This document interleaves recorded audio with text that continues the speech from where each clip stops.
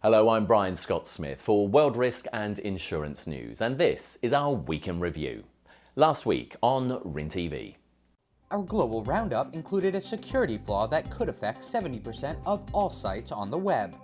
A bipartisan agreement in Congress would extend TRIA, with increases in insurer copay and the mandatory recoupment threshold. With the HHS Secretary resigning, President Obama is expected to nominate the White House Budget Director to manage the agency and the Affordable Care Act. Willis says buyers should see a modest improvement in commercial P&C market conditions for the rest of the year.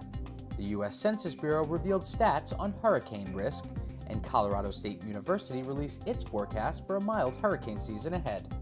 The executive director of the National Risk Retention Association reviewed the importance of a recent appellate court decision.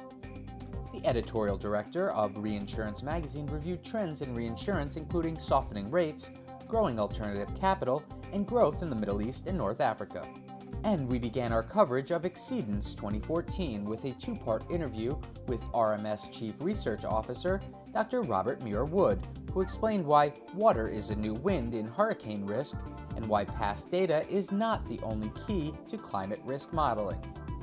Chris Folkman from RMS discussed terror risk and says TRIA is not a permanent solution since terror threats will never fully go away. And with the April-May severe weather season upon us, Matthew Niels from RMS pointed out that tornadoes may get the headlines, but hail accounts for nearly 60% of losses at this time of year. If you missed these or any of our previous programs, watch them now from our on-demand library and make sure to join us next time for more world risk and insurance news right here on RIN TV.